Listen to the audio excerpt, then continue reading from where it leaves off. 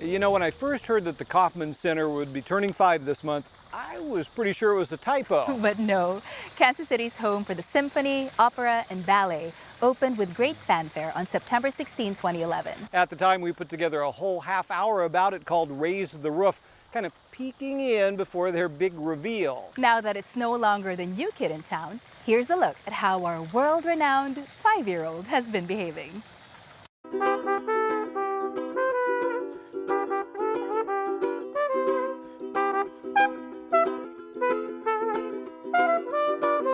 I think one of the wonderful things about the Kauffman Center is to get out in the lobby, either before the show or on the intermission, and see how many people take pictures of the lobby, and then pictures of themselves with the lobby in the background. Make no mistake that our environments do affect us very deeply. So when you're in a state-of-the-art, beautiful facility that is such an architectural masterpiece, I think it demands a certain level of performance.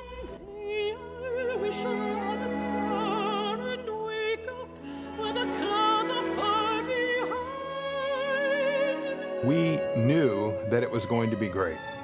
We didn't know exactly how great it was going to be. We had the Chicago Symphony come and play under their music director, Riccardo Muti, and at the conclusion of the Mahler First Symphony, he came out to standing ovation, rapturous applause, and quieted the audience down.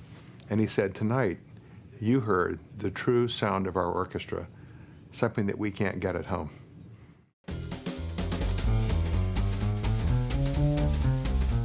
It was exactly 5 years ago that we were time-lapsing our way toward opening weekend for a project which had been in progress for well over 10 years.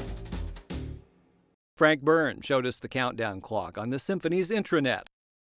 Then we talked strategy and anticipation with everyone from landscapers to the architect Moshe Safdie, the acoustician, the Casavant organ installation chief, Shirley Hellsberg, and of course Julia Irene Kauffman.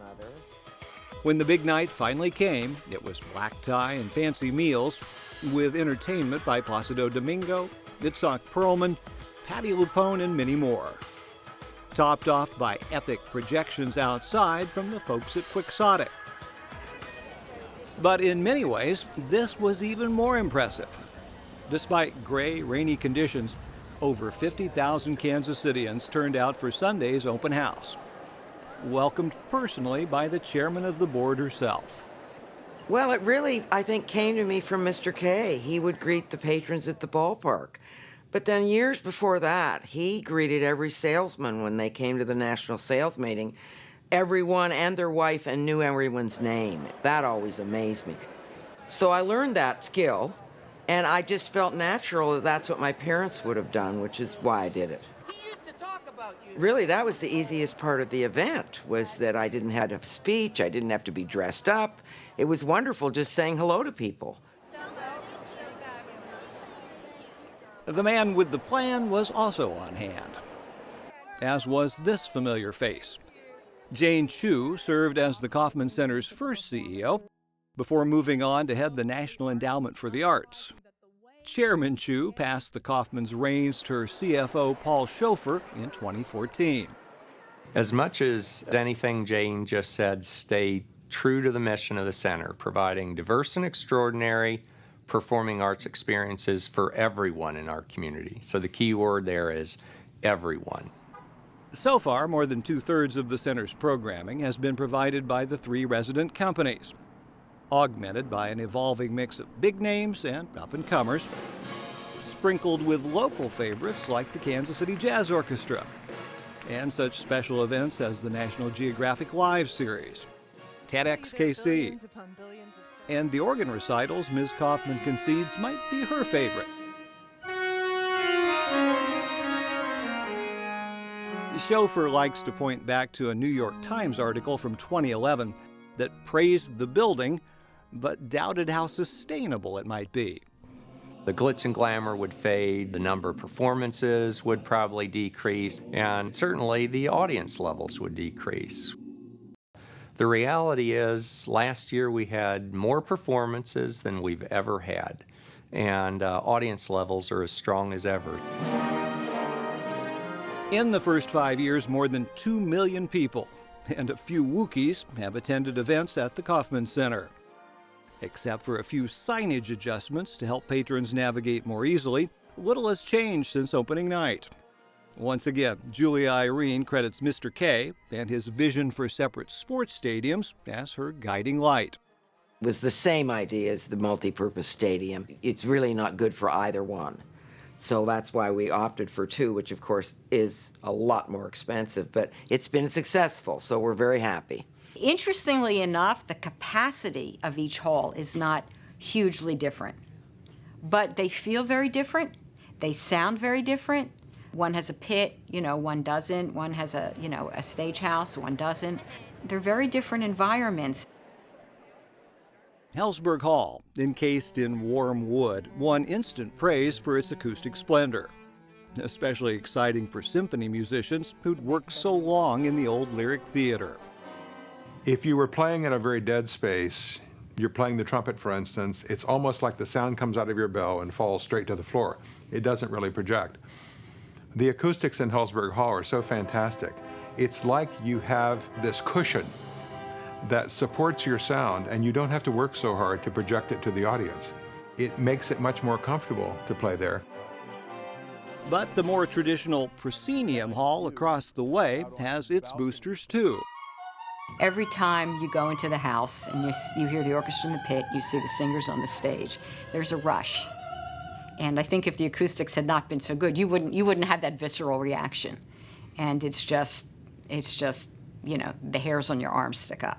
Tony Bennett, when he performed there, he put his microphone down on the piano and said that it was acoustically so good. Now, this is not the concert hall, this is the theater, that it was so good that he didn't need his microphone.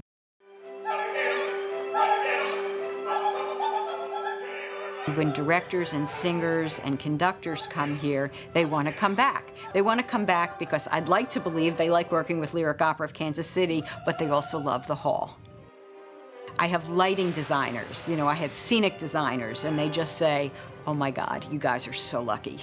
I don't use the phrase that we're spoiled here, because this is not extravagant. It is what the city and the symphony need and deserve.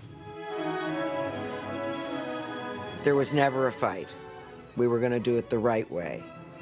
And it wasn't about saving money. I saved money on everything except inside the halls. The back of stage, the lavatories, all of that is bare bones. I mean, we still don't have new office furniture. We have old hand-me-down stuff. But our front of house is beautiful. Bare-boned or not, the wings and backstage areas are unusually user-friendly. No one's tested that more fully than the Kansas City Ballet did last winter, with its spectacular reboot of a holiday favorite. Our new Nutcrackers that we built basically with the design of the Kauffman Center in mind. Of course, we were able to do some interesting set movements backstage and also bring certain kind of elements on stage that otherwise in some theaters you wouldn't actually have the opportunity to be able to present.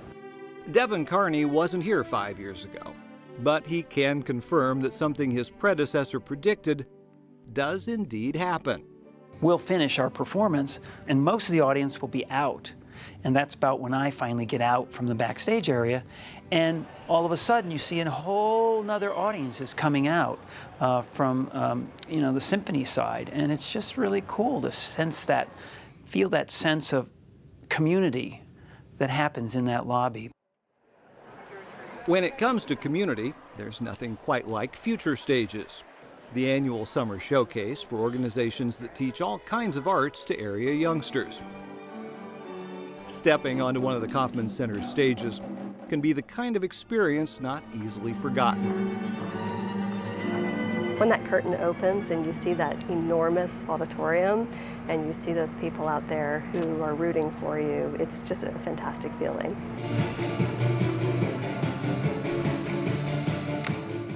We had a great reception from the audience, but also it allows the students to think big.